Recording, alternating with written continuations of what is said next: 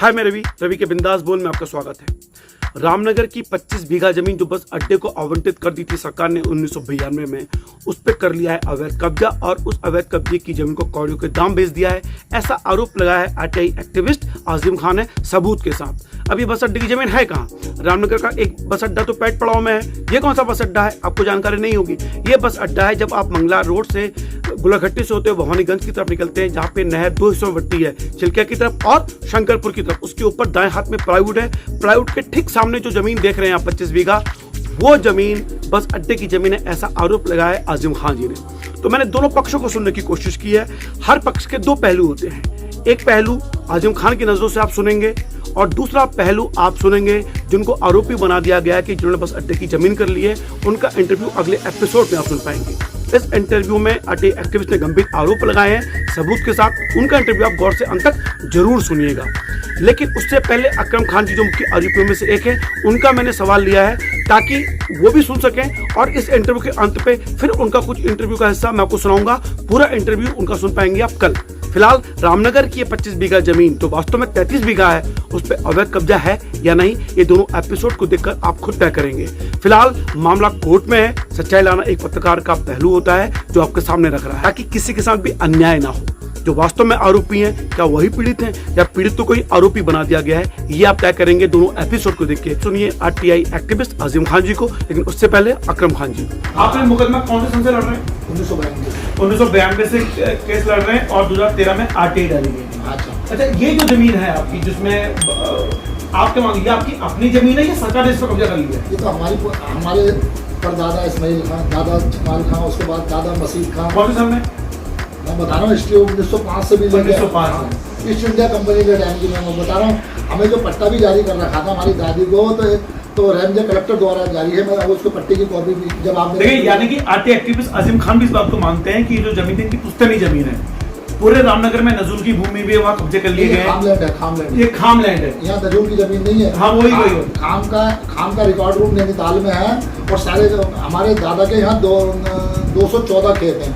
Dayanand school तक सारी जमीन हमारी है। यानी नहीं कि सरकार ने एक करके सब पे कब्जा कर दिया। किसी में थाना, तहसील, नगर पालिका, सब, किसी में नहर, किसी में नाला, सब बना दिया। मेरा ये कहने का मतलब है कि रामनगर के ये पुश्तैनी व्यक्ति हैं, यानी कि ठेठ पहाड़ी मुसलमान है, ठेठ उत्तराखंडी मुसलमान है। सही कहा मैंने आपको? यानी कि हम लोग भी जो गढ़वाल से यहाँ आए, हमारी भी जमीन 1970 में हमने खरीदी है, ये 1905 से है और आज इन्हीं की जमीन पे सरकार ने कब्जा कर लिया और उसी पर आरटीआई एक्टिविस्ट आजिम खान को आप सुन पाएंगे।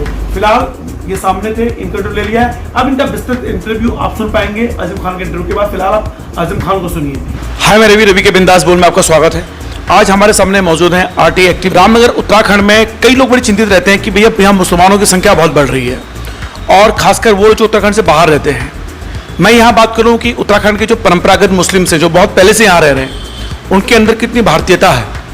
और आजिम खान एक ऐसे व्यक्ति हैं जो रामनगर में, जिनको मैं अपना आदर्श मानता हूँ, इसलिए उनका इंटरव्यू आपको अंत तक सुनना चाहिए। ये आजिम खान भाई अपनी जान हथेली पे लेके ऐसे भूमाफियों के खिलाफ लड़ते हैं। जब आप सुनेंगे, और किसके लड़ रहे हैं? इस उत्तराखंड के लिए। किसके लिए? उत्तराखंड के नागरिकों के लिए। आजिम खान भाई, आपका स्वागत है हमारे चैनल। जी धन्यवाद सर। सर, मुझे ये जानना है कि आपने अपनी इस लाइन में जो एक्टिविस्ट बने हैं आप लोग, खौफ नहीं होता कि यार कहीं कोई मार देगा? कभी धमकी मिली आपको? देखिए, ये जो मैं इस लाइन में समाज सेवा तो मैं 1985 से कर रहा हूँ।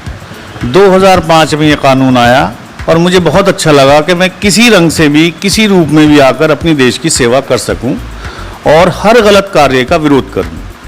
इससे मुझे ताकत मिली क्योंकि कानूनी रूप से इसमें मैं संवैधानिक कानून है और ये बनाया गया है। इसमें माननीय सुप्रीम कोर्ट भी, राष्ट्रपति जी भी, लोकसभा से ही पास हुआ और इसमें अधिकार दिए गए कि जो भी इसी तरह का गलत कार्य करे, आप उसको लिखित में प्रचार करें, उसका दें, बात करें, वार्ता करें लोगों से, उस बात को रखें और उस चीज़ को दूर कराएं सरकार से।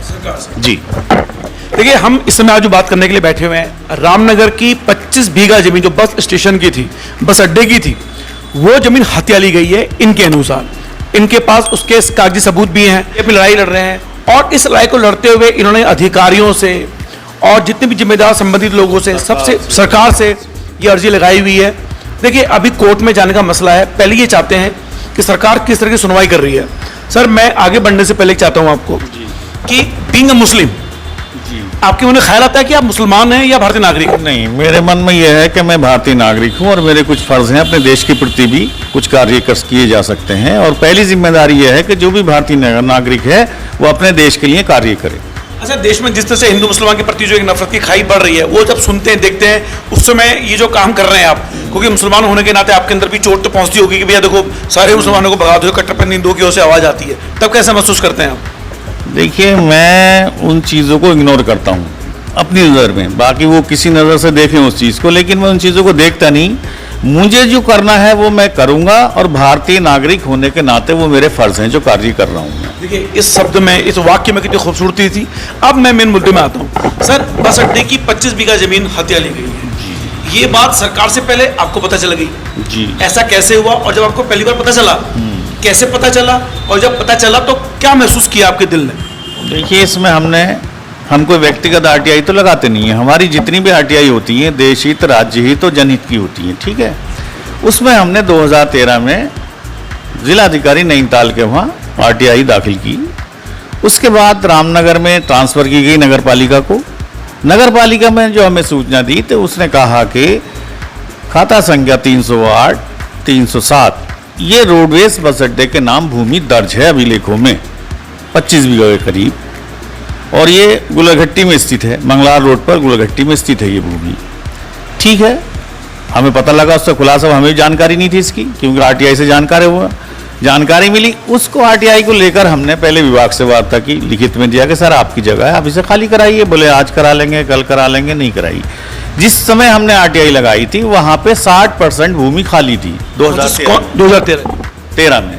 उसके बाद इतनी स्पीड से वहाँ निर्माण हुए और जगह बेची गई अवैध कब्जे द्वारा और अतिक्रमणकारियों द्वारा कि वो आज 2022 में 100% जमीन बिक चुकी है और वहाँ पे भव्य स्तर पे बिल्डिंगों का निर्माण हुआ। और साथ ही एक देखने वाली बात है कि मार्केट का निर्माण भी हुआ। जो अतिक्रमणकारी हैं उससे किराया भी ले रहे हैं, जबकि मालिक रोडवेज विभाग है। तहसील रामनगर में खसरा खतौनी में उसका नाम दर्ज है बस स्टेशन का, उत्तरांचल बस स्टेशन के नाम से नाम दर्ज है उसका। मतलब कि आपका ये कहने का मतलब है कि बस अड्डे की वो जमीन है, उस समय यहाँ के विधायक हो गए, एसडीएम हैं, डीएम हैं, यहाँ के परिवहन मंत्री हैं, उन्होंने इस पर कुछ नहीं किया। बिल्कुल नहीं किया मेरे हिसाब से। देखिए, मैंने जिले से लेके चलूंगा, मैंने एसडीएम को भी दिया, तहसीलदार साहब को भी दिया, डीएम नैनीताल को भी दिया, कमिश्नर को भी लिखा, सचिव को भी लिखा, और जो मुख्य सचिव हैं उन्हें भी लिखा, सरकार को भी लिखा, यहाँ तक कि परिवहन मंत्री पहले पूर्व में यशपाल आर्य जी थे, उन्हें भी फाइल मैंने लिखित में भेजी कि साहब इसमें कार्रवाई करें। उन्होंने भी कोई इसमें एक्शन नहीं लिया। और लगातार मैं रोडवेज विभाग से तो कह ही रहा हूँ, लिखित में भी और ऐसे भी, और कोई एक्शन नहीं लिया गया। देखिए, रामनगर की अतिक्रमण सीरीज का ये आप साथ, और ये अतिक्रमण किस हद तक किया गया है? जिन लोगों ने अतिक्रमण किया है उनके नाम मुझे आप बता सकते हैं? देखिए, वो 9 लोग हैं उस भूमि को बेचने वाले। जिन्होंने खरीदी उनको गुमराह किया गया। जैसे नजूल हमारा रामनगर में बसा हुआ है, ठीक हो गया भाई, प्लॉट लेते रहते हैं लोग, मौखिक में ले लिए, स्टैम्प पेपर पे ले लिए। इन्होंने जो पूर्व के पट्टा धारक थे जिनका पट्टा निरस्त हो गया था 1969 में, 1939 में इनका पट्टा निरस्त हुआ, 30 साल का इनका टाइम मिला होगा और एक्स्ट्रा सरकार ने 1969 या 1939 में 1939 जी। उसके बाद 30 साल का इनको समय मिला तो इनका पट्टा हो गया वैलिड 1969 तक, ठीक हो गया। 69 के बाद सरकार की संपत्ति हो गई, ठीक है। 92 में उठा के सरकार ने वो रोडवेज के नाम कर दी, क्योंकि सरकार की जमीन थी तभी तो करी। किसी मेरा घर थोड़ी करेंगे सरकार, या आपका नहीं करेंगे किसी के, जब उनकी जमीन थी तभी तो करी। अच्छा, जब 92 में सरकार ने जमीन परिवहन के अंदर डाल दी है, लेकिन उससे पहले ये लोग रह रहे थे वहाँ, उससे पहले यही लोग रहे थे, बेचने वाले 9 लोगों का परिवार है ये। जी जी, ये 4 भाइयों की औलाद हैं, 4 भाई थे ये, वो रह रहे थे। इसमें खेती बाड़ी होती थी, बगीचा था। अच्छा, यानी इन्हीं के पूर्वजों को पट्टा दिया गया था? देखिए, पट्टा जो दिया जाता है केवल इसलिए दिया जाता है नॉन जेडी की भूमि पर कि वो खेती बाड़ी करके अपने बच्चों का पालन पोषण कर सके, ना कि उसमें व्यवसायिक गतिविधियां की जा सकती हैं। और जब पट्टा ही खत्म हो गया, नाम दूसरे विभाग के नाम आ गई जमीन, तो मालिक तो रहे नहीं है, ठीक है ना। 92 में जमीन दे दी और बाकायदा रोडवेज के अधिकारी को कब्जा सौंपा गया। मौके पे कोई ध्यानी जी थे, उनका नाम नहीं आ रहा इस समय, उनको सौंपा गया और डीएम नैनीताल का आदेश से सौंपा गया कब्जा। बोर्ड भी लगा वहां पर, 2-4 बसें भी खड़ी करी 1 आध महीना, उसके बाद वहां से सब सफाई हो गई। तो जो अभी इतनी बहुत बड़ी बातें हैं, इनके सबूत भी हैं आपके पास? बिल्कुल बिल्कुल है, क्यों नहीं है भाई, लिखित में। ये सबूत भी आप देखते रहेंगे, जो भी दावे कर रहे हैं उनके सबूत आपके सामने पेश किए जाएंगे, और जो 9 लोग हैं उनकी विचार भी मैं आपके सामने, उनका पक्ष भी मैं आपके सामने रखूंगा। अच्छा, उसके बाद सर? उसके बाद हमने रोडवेज से कहा, कहाँ पे था, रोडवेज पे कहा कि साहब रोडवेज अधिकारी से जो यहाँ ARM बैठते हैं, RM साहब से, जो दीपक जैन जी थे पहले इसके MD थे, उन्होंने कहा ठीक है हम कार्रवाई करेंगे। और उन्होंने एक बयान में कहा भी रामनगर आके कि हमारी ज़मीन जो है कुछ अतिक्रमणकारियों ने कब्जा कर लिया है, उस पर खाली कराया जाएगा, लेकिन आज तक खाली नहीं हुई वो, ठीक है ना। अब हम ये चाहते हैं, हमने 13 में ये भी लिखा DM साहब को उसमें कि साहब ये जो ज़मीन इन लोगों ने बेची है, उसके बाद 13 में जो खुलासा हुआ, खुलासे के बाद हमने लिखा कि 2013 के बाद जो ये ज़मीन बेची गई है सरकारी, इसका जो भी उनके पास धनराशि आई हो अतिक्रमणकारियों के पास, वो धनराशि आपदा आई थी 2013 में। हाँ, 2013 में जब केदारनाथ यात्रा जी में बादरा आए, वो क्या कहते हैं आपदा आई थी, हमने कहा वो पैसा लेकर इनसे वहाँ पे उनकी मदद की जाए, वो भी नहीं किया गया। उसके खिलाफ, उनके खिलाफ कार्रवाई, आज तक कोई FIR तक नहीं की गई है शासन की ओर से उनके खिलाफ, उस भूमि को बेचने वालों की, जबकि वो क्या कहते हैं रोडवेज विभाग की भूमि है, उस पर FIR होनी चाहिए थी पहले तो। देखिए, सन 92 में सरकार ने, यानी उस समय उत्तर प्रदेश सरकार रही होगी, तो उत्तर प्रदेश सरकार ने इस जमीन को रोडवेज को हैंड ओवर कर दिया। बकायदा DM भी वहां पे मौजूद थे आपके। DM साहब के द्वारा लिखित में कब्जा दिया, पेशकार रामनगर बैठते थे पहले, उनके द्वारा, क्योंकि ऑर्डर उनका था, आदेश, कब्जा दिया गया। जी। इस कब्जे के दौरान वो जो 9 लोग की फैमिली थी उस समय, हाँ। वो लोग कहाँ थे? वो वहीं थे, वो तो हटे नहीं। ना, उन्होंने कोई विरोध भी नहीं किया उस टाइम पे? किस टाइम पे? जब ये कब्जा ना, उस समय कोई विरोध नहीं किया उन्होंने, बाद में विरोध करना शुरू किया, तभी तो हटे वहां से वो, जो भी, या गुंडागर्दी बल पे क्या हुआ, मुझे तो लगता नहीं कि कोई सरकारी बल पे करेंगे। ठीक है ना, सरकारी पे तो देखिए 1992 में उत्तर प्रदेश सरकार थी, उस समय इसको जो है रोडवेज को हैंड ओवर कर दिया गया। तो बयान में 8/2013 यानी 21 साल तक वहां पे अवैध निर्माण अतिक्रमण होते रहे, और उत्तराखंड सरकार बनने के बाद उस पर कोई भी एक्शन नहीं लिया। कोई एक्शन नहीं हुआ है वैसा, एक FIR तक नहीं हुई है। मैंने कहा सर FIR तो कराइए, FIR क्यों नहीं करा रहे हैं इसमें, ठीक हो गया। उसके बाद इन्होंने भ्रष्टाचार शुरू हुआ है इसमें 92 से ही, ठीक हो गया सर। 92 में जब आपके पास जमीन थी रोडवेज बस अड्डे की, तो आपने 2000 में लीज पे जमीन क्यों नहीं वन विभाग से, जहां से वर्तमान में बसों का संचालन हो रहा रोडवेज की बसों का, ठीक है ना, वहां पे इन्होंने लीज पे ले ली वन विभाग से, और जमीन इनकी मौजूद थी। तो स्टार्टिंग से इसमें भ्रष्टाचार पनप गया। देखिए, इस वीडियो को देखिए कि उत्तराखंड सरकार की कितनी लाचारी है, और इस उत्तराखंड सरकार में एक बार भारतीय जनता पार्टी आई और एक बार कांग्रेस आई। इन दोनों सरकारों के होने के बावजूद एक परिवार वहां बैठा है, और उन्होंने 25 बीघा जमीन जो सरकार की थी उसको बेचते रहे हैं सरकार की आंखों के नीचे। 2013 में आपने आके इसे पता कर लिया, सरकार को बता भी दिया, यानी सरकार के लोगों को पता भी चल गया है, उसके अब भी पता है। 2013 में उसमें कांग्रेस की सरकार थी, 2017 में भारतीय जनता पार्टी की सरकार आई है। इन दोनों सरकारों के दौरान भी आवाज उठाने के बावजूद क्या लगता है आपको कि सफेदपोश लोग भी शामिल होंगे, अधिकारी तो खैर मिले जुले? देखिए, शहर के बीच में जमीन है, बिना सम्मिलित हुए और बिना किसी बैग के या किसी सपोर्ट के इतना बड़ा निर्माण नहीं किया जा सकता है। अंदाजन में ये कितने स्क्वायर फीट जमीन बेची होगी इन्होंने, अंदाजा? ये 25 बीघे है, उसमें निकल जाएगा जितने स्क्वायर फीट आएगी। अच्छा, तो एक स्क्वायर फीट का क्या रेट मानते हैं हम यहाँ पे, क्या रेट रहा होगा? ये इन्होंने, जहां तक सुनने में आया, ये मौखिक और स्टैम्प पेपर पे बेचते हैं जमीन को, ठीक है। सुनने में हमारे ये आया है कि 4000 रुपए स्क्वायर फीट के हिसाब से इन्होंने भूमि सेल की है। 4000 स्क्वायर फीट के हिसाब से जमीन बेची है। आप 25 बीघा जमीन के हिसाब से, अगर मान लीजिए कि इन्होंने 3 बीघा अपने पास भी रखी है, तो कम से कम 20 बीघा ही इन्होंने अगर बेच दी होगी, तो अब इसका मतलब 20 बीघा में तो सब बिक चुका है, कुछ हुआ भी नहीं है। तो इस 20 बीघा में, अच्छा, जब ये जमीन बिकी होगी तो उन लोगों के नाम खाता खतौनी प्लॉट नाम भी हुए होंगे, या अभी ये बिना उसके चल रहे हैं? अब देखिए, इसमें मेरे द्वारा शिकायत की गई मुख्य सचिव उत्तराखंड से, ठीक हो गया। उन्होंने इसमें SIT गठित कर दी, SIT गठित हुई, सारे सबूत दिए मैंने, सारी चीज़ें हुई उसमें नगर पालिका ने एक रिपोर्ट दी SIT को, और मुझे भी मिली वो रिपोर्ट, मैंने भी ली RTI के तहत। वो कह रही नगर पालिका अपनी रिपोर्ट में कि पूर्व के पट्टेधारक जो हैं उनके परिवार वाले उस जमीन को क्रिय कर रहे हैं, यानी कि बेच रहे हैं प्लॉट बनाकर।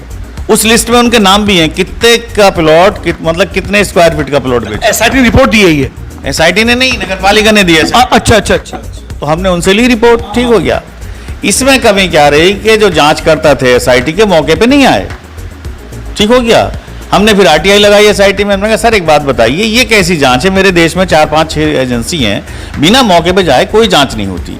उन्होंने मेरी आरटीआई को माना, आरटीआई में लिख के दिया कि हाँ भाई हमारे जांचकर्ता ने मौके पे जाकर जांच नहीं की है, जबकि मौके पे जांच होनी चाहिए, तभी तो पता लगेगा, लोगों से आप पूछेंगे। भाई दोबारा नगर पालिका ने क्या रिपोर्ट दी एसआईटी को? एसआईटी को रिपोर्ट मांगी तो उन्होंने ये कहा कि पूर्व के जो पट्टेधारक थे उनके परिवार वाले उस जमीन को बेच रहे हैं। अच्छा। वो प्लॉटों के साइज भी दिए, उनके नाम भी दिए, जिससे उन्होंने खरीदी, जिससे बेची। अच्छा। इन्होंने फलां तारीख को इतनी जमीन इनको बेची। अच्छा। ये रिपोर्ट गई एसआईटी को। उससे बाद भी उसमें एक्शन नहीं हुआ। उस एसआईटी को भी ठंडे बस्ते में डाल दिया गया। एसआईटी ने रिपोर्ट लगाकर डीएम को दे दी। एसआईटी कौन से सन में गठित हुई? ये अभी 19 में 18 में जी। और इन्होंने रिपोर्ट लगाकर दफ्तर दाखिल कर दी अपनी रिपोर्ट। एसआईटी नैनीताल में जो आईजी हैं उनके वहाँ चली है। उन्होंने डीएम साहब को दे दी कि साहब हमारे वहाँ कुछ नहीं है, और एक दे दी कॉपी उन्होंने कमिश्नर कुमार मंडल को।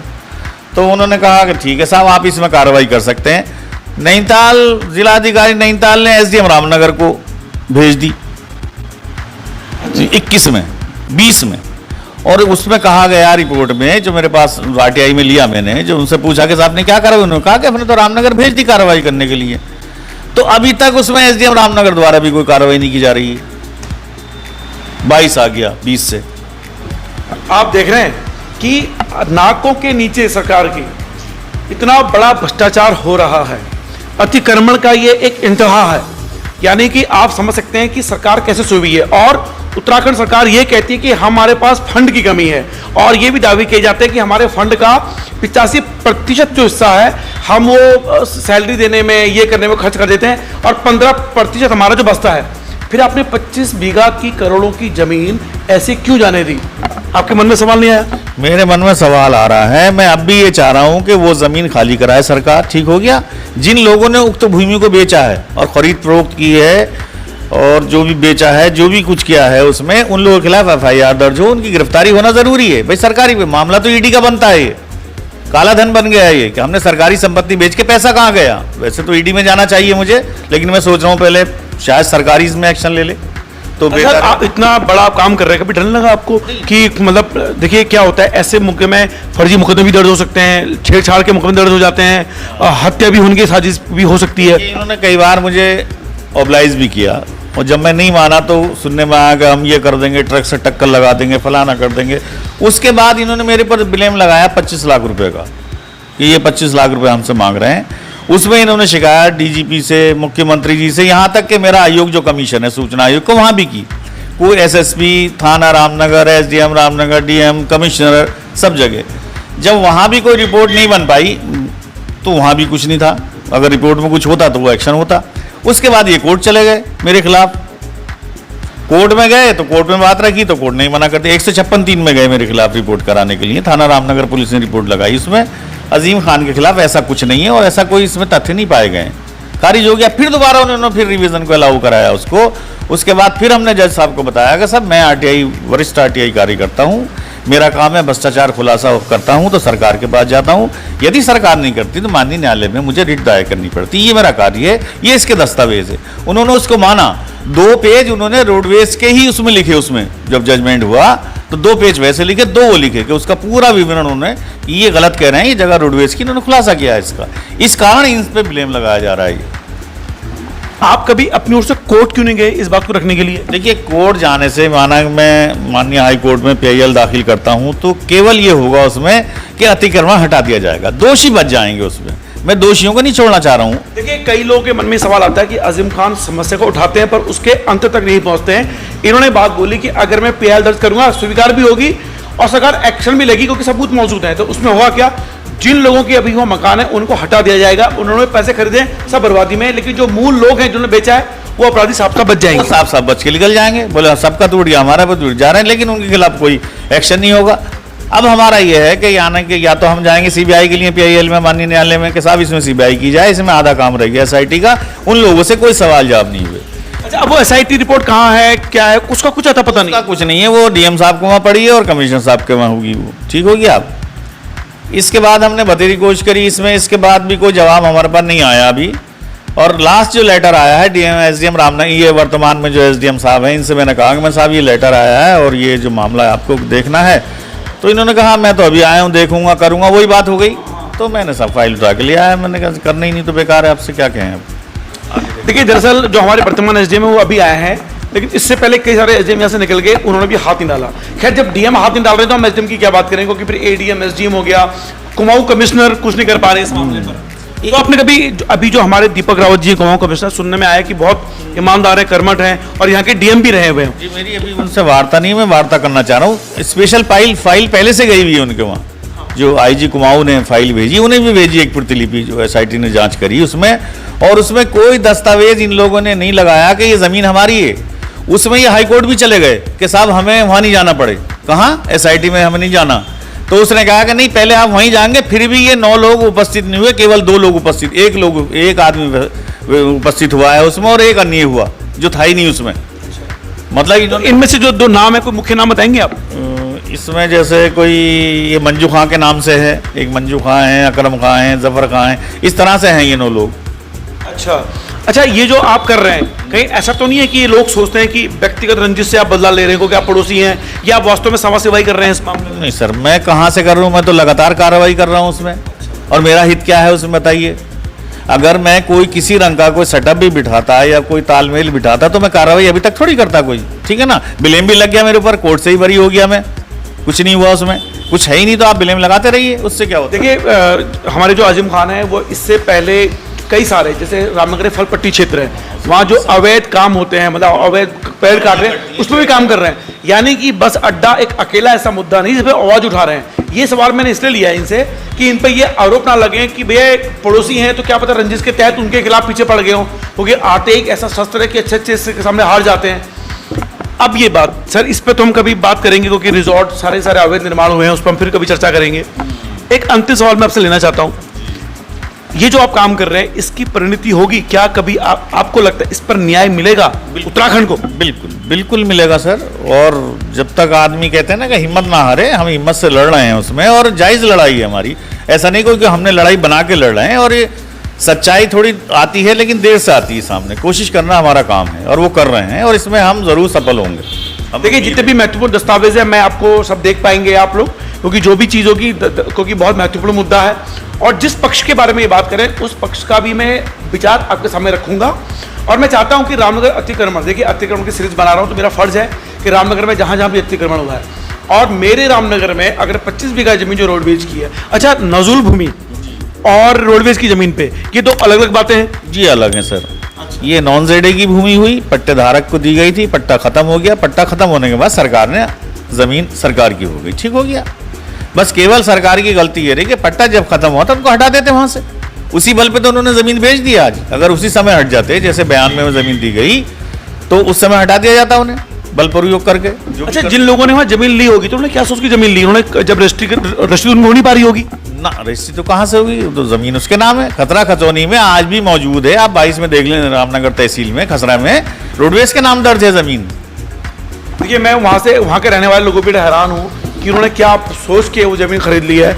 और वास्तव में जब हाईकोर्ट तक ये बात पहुंचेगी तो निश्चित रूप से ये ज़मीन वापस रामनगर के बस अड्डे को मिल जाएगी। सर इसमें क्या ये भी हो सकता है कि बस अड्डा हमने बोल दे कोई बात नहीं, दे दो, इन्हीं को दे दो? यदि शिकायत नहीं होती तो सरकार उसमें तालमेल बिठा सकती थी, कोई जुर्माना लगा के। जब शिकायतकर्ता मौजूद है और वो लड़ा है उसके लिए, तो हाईकोर्ट भी नहीं मानती इस बात को। खुदा ना खास्ता उजागर हो गया ना। अच्छा सर, खुदा ना खास्ता मान लीजिए कि इस बीच आपका इंतकाल हो गया, तो तब इस लड़ाई को कौन जारी रखेगा? तब क्या होगा इस मामले में? देखिए सबूत सारे पहुंच चुके हैं, मुझे कोई परेशानी नहीं है। आगे भी ये फिर ये विभाग वाले करेंगे उससे पैरोकारी। लेकिन विभाग तो अभी भी सोया पड़ा है। अब वो नहीं सोए बात होगी, जब आदमी नहीं रहा तो मजबूरी होगी करना। फिर लगेगा ना इन्हें, कहा हाँ यार लड़ने वाला तो चला गया, आप अभी तो उन्हें फ्री का मिल गया। बोले उन्होंने कहा भी यार आप तो हमारे हिस्से की लड़ाई लड़ रहे हैं खान साहब, और हमें बड़ा वो होता है कि चलिए आपको बहुत बहुत धन्यवाद, बताओ, ये कह के छोड़ देते हैं हमें। चलिए इस मुद्दे पर मैं यहाँ के परिवहन मंत्री चंद्रराम दास जी से बात करूंगा। आजकल उनका स्वास्थ्य ठीक नहीं है, एक बार मैं इंटरव्यू ले चुका हूँ उनका, दोबारा से इस विषय पर बात करूंगा। अच्छा, परिवहन मंत्री का इस पर कितना बड़ा रोल होगा? जी बिल्कुल, शय होगी तभी उन्होंने करा भाई, बिना शय के। और इस बात के सबूत दे दूंगा मैं, क्योंकि वो जमीन बेचने वाले, उनसे अच्छा तालमेल है, उनसे अच्छे जो पुराने आपके थे पहले यशपाल आर्य जी से बहुत अच्छे संबंध है जमीन बेचने वालों के। देखिए सीधा सीधा आरोप है कि यशपाल आर्या जी से बहुत अच्छे संबंध होने का नतीजा ये है कि 25 बीघा जमीन बस अड्डे की कब्जा ली गई। बिल्कुल, और उनका फोटो है उनके साथ भाई, गले में हाथ डाले हुए उनके घर। अच्छा, ये जो नए हमारे परिवहन मंत्री हैं, अगर ये चाहें तो इस पर फैसला ले सकते हैं? बिल्कुल ले सकते हैं, मालिक हैं वो, तुरंत करा सकते हैं एक्शन। इसमें तो खाली अगर एसडीएम साहब भी एक्शन ले लें तब भी जमीन खाली हो जाएगी, तो बहुत बड़ी बात है सर। कहाँ है? एसडीएम भी एक्शन ले सकते हैं सर, लेकिन यहाँ तो रामनगर के अतिक्रमण पर वो एक्शन नहीं ले पा रही, तो 25 बीघा की जमीन पर कैसे? देखिए ये तो ऐसा होता है ना, यदि आपकी करने की इच्छा है तो कर सकते हैं, जिसे कहते हैं कि व्हील पावर, मुझे करना है, और नहीं करने के तो 10 बहाने सर। देखिए फिलहाल रवि के बिंदास बोल में इतना ही। बहुत बहुत स्वागत, बहुत बहुत धन्यवाद आपका बहुत बहुत धन्यवाद। देखिए हमारा मकसद है कि रामनगर के अतिक्रमण पर हर वो तथ्य आपके सामने रखें। ये आवाज़ समाज सेवी लोगों के माध्यम से, आप जैसे लोगों के माध्यम से, पत्रकारों के माध्यम से ये अधिकारियों तक पहुंचे, नेताओं तक पहुंचते, सरकार तक पहुंचे, और अपनी ज़मीनें, हमें उत्तराखंड को स्वर्ग बनाना है, और स्वर्ग तब बनेगा जब अतिक्रमण की हुई ज़मीनें सरकार अपने कब्जे में ले लेगी। सर जैसी मेरे मन में आया, इस विषय पर मीडिया ने, पत्रकारों ने आपका सहयोग किया था? जी, इसमें कम किया है लेकिन किया है, जैसे किया है, लेकिन जिस हिसाब से करना चाहिए, इस मामले को उठाना चाहिए। देखिए हमने तो काम कर दिया, अब आप लोगों का काम है इस बात को सरकार के आगे रखें, ठीक है ना। यानी कि पत्रकारों ने और मीडिया ने भी इसको समय पर समय आवाज उठाते रहे, लेकिन उतने बुलंद तरीके से नहीं उठा पाए। नहीं हो पाया जैसे होना चाहिए। बड़ा मुद्दा है ना, देखिए 25 बीघा जमीन है और विभाग की है, तो आपको तो उसको एक सीरीज बनानी चाहिए उसकी, तो कि जारी है भाई, आगे भी जारी। देखिए रामनगर क्षेत्र की 25 बीघा जमीन, यानी अरबों रुपए की जमीन उत्तराखंड प्रदेश की, ऐसे ही कोड़े के दाम चली गई है। हाँ, कुछ कहना चाह रहे थे आप? मैं ये कह रहा था, इस बीच जो जब से मैं आरटीआई में आया हूँ, मेरे घर पे 2 बार भू माफिया, वन माफिया हमला कर चुके हैं, ठीक है ना। वो तो मैं नसीब से बच गया हूँगा। और एक बार मुझे जान से मारने की धमकी गई, जिसमें माननीय सूचना आयुक्त को सूचित किया मैंने, तो उन्होंने उसमें 500 रिपोर्ट कराई कोतवाली रामनगर में। ऐसा भी हो चुका है मेरे साथ, अभी 3 बार मेरे साथ ये नामना हो चुकी है। अच्छा, देखिए 2 बार इन पे हमले की कोशिश भी हो चुकी है। सर मैं आपका इंटरव्यू ले रहा हूँ, ये बात सामने रख रहा हूँ, तो क्या मेरे पर भी टेढ़ी निगाहें होंगी किसी की इस विषय पर? आज के युग में मैं आपको बता दूं, ये युग ऐसा है कि हर सच बोलने वाले को और सच कार्य करने वाले को, सही कार्य करने वाले को थोड़ी बहुत कीमत चुकाना पड़ रही है। मुझे चुकानी पड़ती है, बार बार मेरी शिकायत करते हैं तो मुझे स्पष्टीकरण देना पड़ रहा है। बता, उल्टा चोर कोतवाल को डांट रहा है। भाई मुझे करनी चाहिए तो मेरी शिकायत कर देते, तो भाई अब क्या करूं, समय ऐसा है। अच्छा, अगर आप पे ये कभी आरोप लगाएगी बाकी लोग कि यार आज़िम खान तो पैसा लेने के लिए ये सवाटी कई सीधे काम कर रहा है, तो वास्तव में ये पुख्ता रूप से जानते हैं कि आपने आज तक एक भी पैसा किसी से नहीं लिया है? जी नहीं, बिल्कुल नहीं। अगर वो किसी चीज़ को ये लगा दें कि कोई फाइल मैंने कहीं रोकी है, मेरे पास हज़ारों फाइल हैं, कम से कम 5000 से ऊपर फाइल है, उसमें से कोई फाइल मेरी रनिंग में नहीं है, तब बताएं ना भाई। पैसा तो जब मैं लूँगा तो फाइल बंद हो जाएगी, लेकिन फाइल तो मेरी चल रही है। देखिए ये सवाल इसलिए पूछा क्योंकि कई लोग बोलते हैं कि देखो आज़िम खान पैसों के लिए तो नहीं काम कर रहा है, लेकिन स्पष्ट कह दिया है कि अगर कोई फाइल जो चला रहा हूँ अगर मैं रोक दूँ तो मानूंगा ना कि हमने पैसा खाया, क्योंकि बिना पैसा खाए तो फाइल में रोकूंगा नहीं। और आखिर हाईकोर्ट में बताया कि पीएल डायल करने पर ये नुकसान होगा, तो ऐसे मुद्दे पर हाईकोर्ट जाने के लिए आपके पास कौन सा रास्ता कब बचेगा वो रास्ता?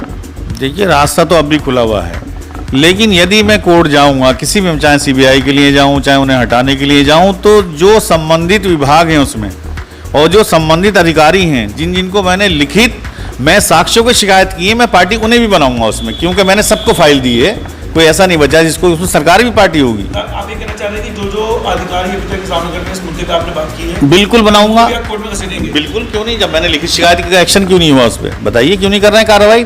या तो मुझे लिख के दें। हाईकोर्ट क्या उन अधिकारियों पर एक्शन लेगा? बिल्कुल लेगा, जब हमने लिखित शिकायत की है तो क्यों नहीं लेगा। हाँ, हम तो पार्टी बनाएंगे उसमें। दूसरा, ऐसे मुद्दों पे जब आप बात कर रहे हैं कि हम हाईकोर्ट हमारे पास अंतिम शस्त्र है, बिल्कुल, तो ये वास्तव में हाईकोर्ट इस बात को सुनने की कोशिश करेगा? कोशिश नहीं सब, 101% सुनेगा उसको, हमारी बात को, और उस पर एक्शन होगा। अच्छा, यानी कहने का मतलब यह कि हाईकोर्ट को आपने अपना अंतिम ब्रह्मास्त्र बना के रखा? जी, अंतिम लास्ट में हम कोशिश यूं का, हमारा कोशिश कई करने का काम है कि जब हमारे इतने हर विभाग में सचिव है, कोई भी है, अधिकारी हैं संबंधित, वो कार्य क्यों नहीं करते ईमानदारी? आप ये उत्तराखंड रामनगर के अलावा आप कभी देहरादून में गए सरकार के पास मिलने के लिए? नहीं, मैंने फाइलें भेजी हैं। अच्छा। हाँ, फाइलें सबके वहाँ गई, चीफ सेक्रेटरी को गई, मुख्यमंत्री जी को भी गई है इसमें। एसआईटी गठित किसने करी थी? चीफ सेक्रेटरी ने, पूर्व में। रामनगर, वो चीफ सेक्रेटरी उत्तराखंड। उत्तराखंड उसमें कौन थे? उस समय नाम तो याद नहीं आ रहा, इनसे पहले वाले थे, सरदार जी से पहले एक और तीसरे ओम प्रकाश जी, हाँ शायद ओम प्रकाश जी ने किया था। जैसे अभी आपने कहा कि आप अधिकारी को भी लपेट लेंगे, अधिकारी को भी आप पार्टी बनाएंगे, मुझे ये जानना है कि कोर्ट आप गए तो वो जो लोग हैं आपके खिलाफ कभी कोर्ट नहीं गए वो लोग? नहीं, मेरे खिलाफ तो गए हैं, वो उस जमीन पे कब्जा करने के हिसाब से भी एक कोर्ट में जा रखे हैं। जैसे कि माननीय यहाँ पर श्रीमान एसडीएम महोदय का न्यायालय है, एक 229 बी का वाद चलाया जा रहा है 2006 से, जो कि उनके न्यायालय में नहीं चल सकता था वो, क्योंकि ये नगरपालिका क्षेत्र है। वो जो वाद है 229 बी का वाद है, वो वाद जो चलता है ग्रामीण क्षेत्रों में चलता है, ये शहर है।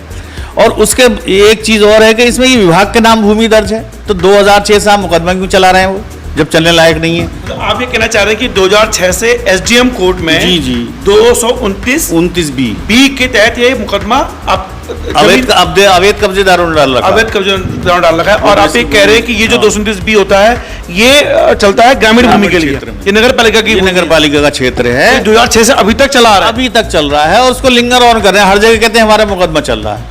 अरे भाई, मुकदमा चलने लायक ही नहीं है वो, वहाँ पे 2006 से चल रहा है, तो इस पे किसी जिम्मेदार अधिकारी ने कहा नहीं भी है हमारी कोर्ट में क्यों? कहा का सरकारी वकील तक ने लिख के दे दिया कि साहब ये चलने लायक नहीं है, फिर भी चला रहे हैं। तो इसकी पैसे कैसे होती है? आपको भी जाना पड़ता है उसमें? नहीं, हम नहीं जाएंगे, वही जाएंगे उसमें। तो जाते हैं वो लोग जाते होंगे, और अभी तक प्रोसीडिंग में नहीं आया। इतने साल के बाद आप लगाए, 6 से कितने साल हो रहे हैं, ये 22 चल रहा है। प्रोसीडिंग में कैसा आ जाएगा जब आप कह रहे जब होगा ही नहीं? तो हाँ, तो होना ही नहीं है उसमें, तो उनको तो निरस्त कर देना चाहिए, मतलब। पर एसडीएम कोर्ट ने निरस्त भी नहीं किया, निरस्त नहीं किया, अभी तक चल रहा 6 से। उत्तराखंड में ये भी चीज चल रही है, सुना आप लोगों ने? यानी कि जो केस एसडीएम कोर्ट पे नहीं चल सकता वो चल रहा है। 229 बी के तहत ये बता रहे हैं, जैसे हमें समझ में आया है मेरे, हालांकि इस तकनीकी मामलों में थोड़ा मैं कमजोर हूँ, फिर भी आजिम खान ने ये बताया कि ग्रामीण क्षेत्रों पर अगर कोई अवैध कब्जे करना चाहे तो 229 चला लेगा, बात चल सकता है, बिल्कुल सकता है, लेकिन शहर में नहीं चलेगा। शहर में नहीं चलेगा, क्योंकि नगर पालिका की। हाँ, और उसके बाद विभाग मालिक है, उसका विभाग मालिक है, यानी कि ये नजूल की भूमि नहीं है। नहीं, विभाग है मालिक, उसके बाद भी 229 भी चला रहे हैं आप, और किस सबूत पे चला रहे हैं? क्या साक्ष्य उनके पास के जमीन का कोई दस्तावेज है उनके पास कि जमीन हमारी है? तो जब ये पहली बार जिस एसडीएम के पास आया होगा, उस एसडीएम ने गौर नहीं किया होगा इस पर? नहीं करा होगा, ले लिया होगा, अगर जो भी कुछ करा होगा गौर करना चाहिए था। ये सरकारी वकील को उसमें टोकना चाहिए था जो उस समय पे होगा कि साहब ये मुकदमा नहीं चल सकता है। देखिए, उस समय के एसडीएम कौन रहे होंगे, उनके बारे में जानकारी लूंगा और बताऊंगा कि इतना महान कार्य कैसे होने दिया। फिलहाल देखते हैं। एक बात और मैं आपसे कहना चाहता हूँ इस वीडियो के माध्यम से कि इस वीडियो को शेयर जरूर करें। रामनगर की जमीन अगर आपको बचानी है तो आवाज उठानी पड़ेगी, लेकिन इनकी बात में कितनी सच्चाई उसके सबूत आपके सामने रखूंगा। और उस पक्ष का जिसपे आरोप लग रहे हैं और जिसपे एसआईटी गठित कर दी गई है, अगर एसआईटी गठित कर दी गई इसका मतलब बहुत बड़ा ये मसला है, उनके विचार भी मैं आपके सामने रखूंगा। और वो लोग जो वहां रह रहे हैं उन्होंने किस बिना पे जमीन खरीदी, क्या उन्हें डर नहीं लगा, उनके विचार भी आपके सामने रखूंगा। क्योंकि रवि के बिंदास बोल के ले जाना जाता है ईमानदारी के लिए। पक्ष और विपक्ष निष्पक्षता हमारे साथ हमेशा रहेगी, भोलेनाथ की कृपा है। और हमारे अल्लाह का सच्चा बंदा आजिम खान, भारत का सच्चा नागरिक आजिम खान, एक सच्चा मुसलमान आपके सामने है। फिलहाल ये वीडियो कई सारे मायनों के लिए है। भारत में मुसलमानों की उपयोगिता का वो सच्चा उदाहरण है, ईमानदार आरटीआई का उदाहरण है, और उत्तराखंड का एक ऐसा लाल जो इस लड़ाई को लड़ रहा है। मुझे लगता है कि आपको उसका सहयोग करना चाहिए। के बारे में जानते हो सर, इतने सारे आप काम करते हैं, तो संस्थाएं जो और बाकी जो ऐसे लोगों पर नजर, सरकार की नजर भी रहती है, समाज सेवी संस्थाओं की भी रहती है, तो लोग बुलाते हैं कभी आपको? बिल्कुल, मुझे अब तक 5-6 बार सम्मानित किया जा चुका है ईमानदारी के लिए, आरटीआई में कार्य करने के लिए, फलपट्टी क्षेत्र को बचाने के लिए, इस रोडवेज को के उजागर करने के लिए भी मुझे सम्मानित किया जा चुका है, जिसमें अखबारों में भी आई, टीवी चैनल में भी न्यूज़ आई हैं सारी। तो देखिए, आजिम खान जिनको कई समाज सेवी संस्थाओं ने सम्मानित भी किया इस मसले पर, मैं चाहता हूँ कि ऊपर वाले की बरकत बनी रहे, स्वस्थ रहें, हमला ना हो। हालांकि इतना मैं तय मानता हूँ कि जो भी इन आरोप लग रहे हैं, अगर वो खतरनाक भू माफिया होते तो आपका कांड हो चुका होता। यानी कि वो भी कहीं ईमानदारी से काम कर रहे हैं। और मुझे लगता है कहीं कहीं वो लोग भी इतने खतरनाक नहीं है, शायद अगर बहुत खतरनाक होते तो अब तक तो कांड हो जाता था। खतरनाक तो हैं, अच्छा। लेकिन सवाल ये है कि सच्चाई के आगे थोड़ा आदमी घबराता है। सच्चाई के आगे घबराता, सुई का फावड़ा तो बना सकते हैं, जब सुई नहीं होगी तो फावड़ा मुश्किल नहीं बनेगा। फिलहाल रवि के बिंदास बोल देखने के लिए शुक्रिया। आई होप आपको इस इंटरव्यू में मजा आया होगा। अगला वीडियो उनके पक्ष का, सुनेंगे उनके विचार। फिलहाल रवि के बिंदास देखने के लिए शुक्रिया। अगर से आप फेसबुक पेज में देख रहे हैं तो उसको फॉलो कराना भूलें, और अगर आप इसको देख रहे हैं यूट्यूब में तो चैनल को सब्सक्राइब कराना भूलें। आपका अपना चैनल रवि के बिंदास बोल। धन्यवाद, बहुत धन्यवाद सर। अपने आरटी एक्टिविस्ट आजिम खान जी को तो मैं चाहता हूं कि आप इनकी बारीकियों को समझने की कोशिश करें। उन पे आरोप लगते रहे कि वो पैसा खाते हैं, ये खाते हैं, वो खाते हैं, लेकिन इतना तय है कि कई मुद्दों पर वो लड़ाई लड़ते हैं और उन पे जो आरोप लगे उन पर उन्होंने जवाब देने की कोशिश की है। फिलहाल अगर आरोपों में कोई सच्चाई होती तो सरकार या कोर्ट उनको अभी तक घसीट चुका होता, लेकिन फिलहाल सच्चाई आप तब देख पाएंगे जब आप अगला एपिसोड देखेंगे। तो अगले एपिसोड में जिन आरोपियों को बनाया गया है कि उन्होंने बस अड्डे की जमीन पर कब्जा करके अवैध अतिक्रमण करके जमीन बेच दी है, उनका पक्ष आप सुनिए, तब आप तय कर पाएंगे कि वास्तव में इस रामनगर के इस जमीन पर अपराधी कौन है और पीड़ित कौन है। तो रवि के बिंदास बोल देखने के लिए शुक्रिया। अगर आप यहाँ तक आए तो इस चैनल को सब्सक्राइब कराना भूलें, जो आपका अपना चैनल है रवि के बिंदास बोल। जय उत्तराखंड।